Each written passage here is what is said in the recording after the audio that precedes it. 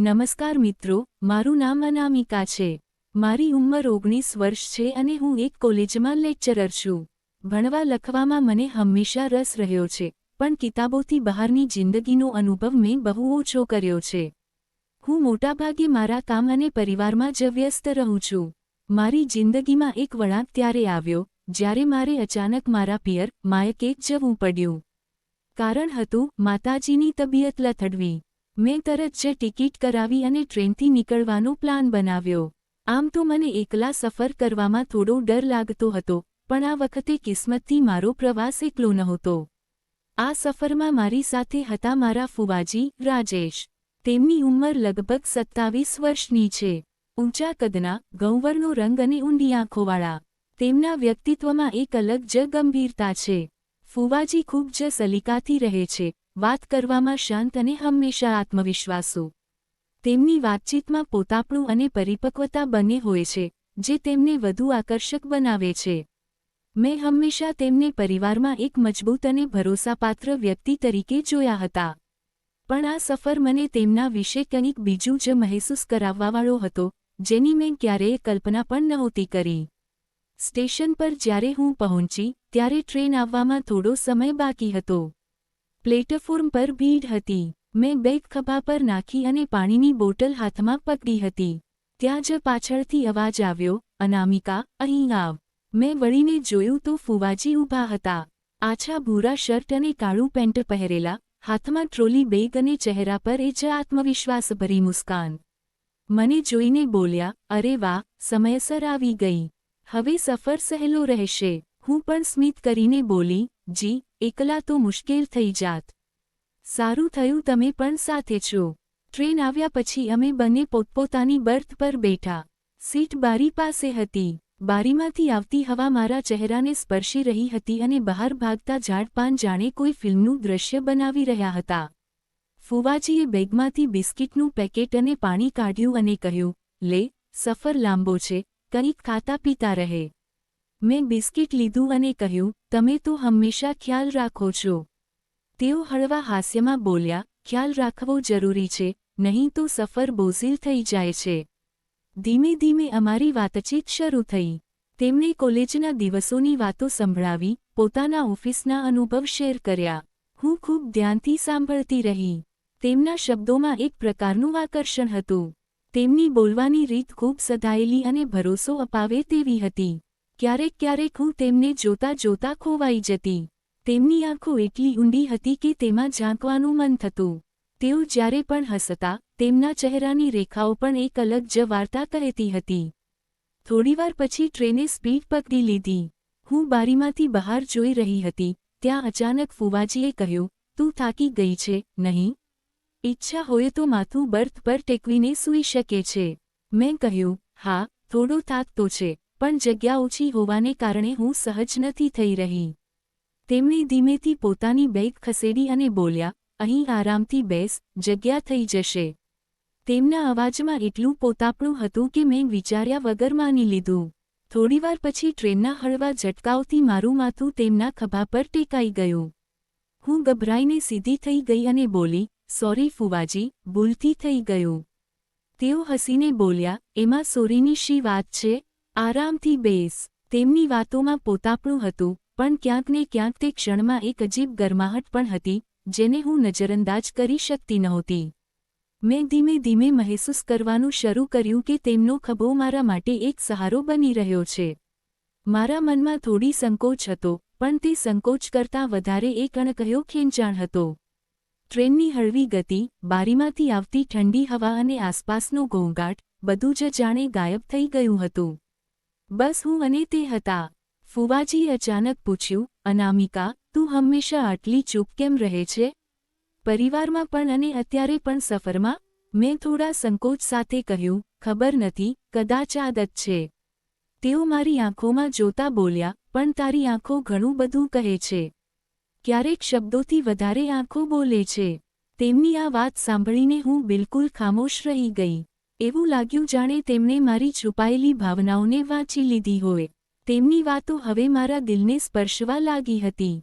મેં ક્યારેય વિચાર્યું પણ નહોતું કે હું ફુવાજી સાથે આ પ્રકારની પળો વહેંચીશ. ટ્રેનની સીટ પર બેઠેલો આ સફર હવે મારા માટે માત્ર એક યાત્રા નહોતો રહ્યો.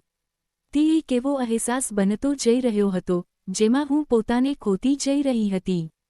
થોડીવાર પછી તેમણે પોતાનો હાથ મારી તરફ લંબાવ્યો અને ધીમેથી કહ્યું, "આ લે, પાણી પી લે." મેં બોટલ લીધી, પણ બોટલ પકડતી વખતે તેમની આંગળીઓ મારી આંગળીઓને સ્પર્શી ગઈ. તે સ્પર્શ હળવો હતો, પણ મારા આખા શરીરમાં જાણે વીજળી દોડી ગઈ. મેં જલ્દીથી બોટલ પકડી લીધી અને પાણી પીતા બારી તરફ જોવા લાગી. પણ મારું દિલ ખૂબ ઝડપથી ધબકી રહ્યું હતું. ફુવાજીએ ધીમેથી હસતાં કહ્યું, "ક્યારેક ક્યારેક સફર આપણને તે અહેસાસ આપી દે છે જે જિંદગીમાં વર્ષો સુધી નથી મળતા."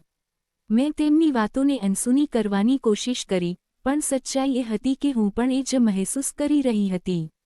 રાત પડવા લાગી હતી. ટ્રેનની લાઇટો આછી કરી દેવામાં આવી. આસપાસના લોકો સૂવા લાગ્યા હતા.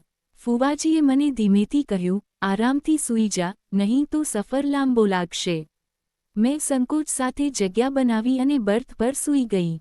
સામેવાળી બર્થ પર તેઓ પણ સૂઈ ગયા, પણ અમારી આંખો વારંવાર મળી રહી હતી. ટ્રેનના હળવા ઝટકાઓ અને અંધારામાં તેમની આંખોની ચમક જાણે વધુ સ્પષ્ટ દેખાઈ રહી હતી. તે રાત્રે મને ઊંઘ નહોતી આવતી. હું વારંવાર પડખાં બદલતી અને તેમની તરફ જોતી. તેઓ પણ કદાચ જાગી રહ્યા હતા, કારણ કે ક્યારેક ક્યારેક અમારી નજર ટકરાઈ જતી. તે શાંતિમાં ઘણું બધું છુપાયેલું હતું. આ સફર હવે ફક્ત ગામ સુધી પહોંચવાનો નહોતો, પણ દિલથી દિલ સુધી પહોંચવાનો બની ચૂક્યો હતો. ટ્રેનની રાત વધુ ગાઢ થઈ ચૂકી હતી. બહાર અંધારું હતું અને અંદરનું વાતાવરણ સન્નાટાથી ભરેલું. લોકો ધીમે ધીમે ઊંઘમાં ડૂબી ગયા હતા. બસ પંખાનો અવાજ અને ટ્રેનના પૈડાનો ખટખટાહટ ગુંજી રહ્યો હતો. હું મારી બર્થ પર સૂતી હતી, પણ ઊંઘ આંખોથી કોસો દૂર હતી. મારી નજર વારંવાર સામેની બર્થ પર જતી, જ્યાં ફુવાજી પણ પડખાં બદલી રહ્યા હતા. એવું લાગતું હતું જાણે તેઓ પણ જાગી રહ્યા હોય. અમારી આંખો વારંવાર ટકરાતી અને પછી બંને ઝટકા સાથે બીજી તરફ જોઈ લેતા. પણ તે શાંતિમાં એટલું બધું છુપાયેલું હતું કે હવે તેને અવગણવું મુશ્કેલ હતું. દિલના ધબકારા તેજ થઈ રહ્યા હતા, જાણે કોઈ અણકહ્યો રાજ બહાર નીકળવા માટે બેચેન હોય. થોડીવાર પછી ફુવાજી ધીમે ધીમે ઊભા થયા અને મારી બર્થ તરફ આવ્યા. તેમણે ફૂસફૂસાવીને કહ્યું, "અનામિકા, ઊંઘ નથી આવતી?"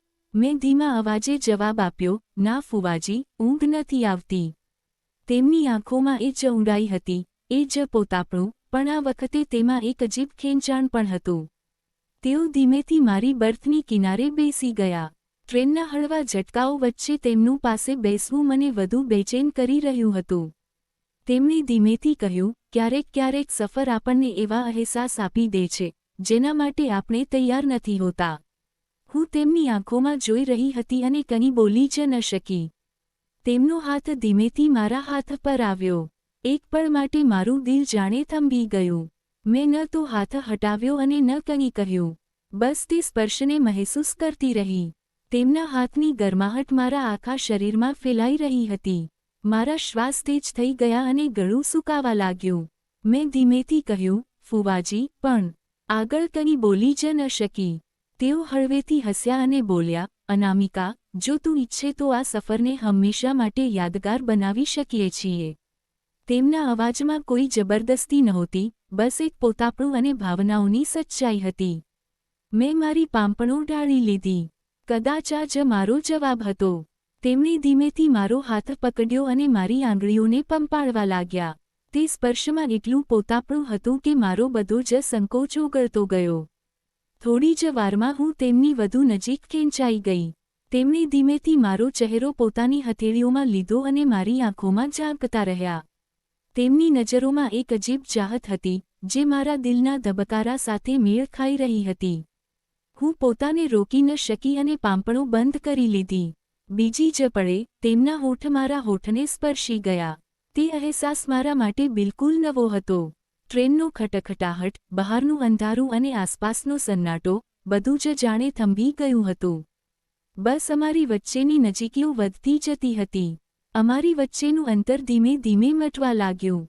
હું તેમના છાતી સરખી ગઈ અને તેમનું મજબૂત આલિંગન મને વધુ સુરક્ષિત મહેસૂસ કરાવવા લાગ્યું. તેમના સ્પર્શથી મારું આખું શરીર થરથરી ઉઠ્યું. એવું લાગ્યું જાણે વર્ષોની તરસ હવે જઈને છીપી રહી હોય. ફૂવાજીએ મને ધીમે ધીમે પોતાના વધુ નજીક કરી. તેમની આંગળીઓ મારી પીઠ પર સરકી રહી હતી અને મારું માથું તેમના ખભા પર ટેકાઈ ગયું. અમારા શ્વાસ એકબીજામાં ભળવા લાગ્યા. મારું ધબકારું એટલું તેજ થઈ ચૂક્યું હતું કે જાણે વાત સંભળાઈ રહી હોય. તે રાત્રે ટ્રેનની બર્થ પર અમે બંને એકબીજાને સંપૂર્ણપણે મહેસૂસ કર્યા. તેમના હોઠનો સ્પર્શ, તેમની બાહોની પકડ અને મારા દિલનું ખુલી જવું, બધું મળીને તે સફરને અનોખો બનાવી રહ્યું હતું. મેં મહેસૂસ કર્યું કે તેમનો દરેક સ્પર્શ મારી અંદર છુપાયેલી ભાવનાઓને બહાર લાવી રહ્યો છે. હું સંપૂર્ણપણે તેમના હવાલે થઈ ચૂકી હતી. અમારી વચ્ચે હવે કોઈ સંકોચ, કોઈ દિવાલ બાકી નહોતી. ટ્રેનનો સફર ચાલતો રહ્યો, પણ મારા માટે તે સફર એક નવી દુનિયાની શરૂઆત બની ચૂક્યો હતો. અમે બંને એકબીજાને પૂરી ગહેરાઈથી અપનાવ્યા. આ સંબંધ શબ્દોથી પર હતો, બસ ભાવનાઓ અને અહેસાસોનો સંગમ હતો. સવારની હળવી રોશની બારીમાંથી અંદર આવી રહી હતી. હું હજી પણ ફૂવાજીના છાતી સરખી હતી. તેમની આંગળીઓ મારા વાળને પંપાળી રહી હતી. મેં આંખો ખોલી અને હસીને તેમની તરફ જોયું. તેઓ પણ હસ્યા અને બોલ્યા, અનામિકા, આ સફર હંમેશા યાદ રહેશે. મેં ધીમેથી માથું હલાવ્યું અને વિચાર્યું, હા, આ સફર મારી જિંદગીનો સૌથી અનમોલ સફર છે.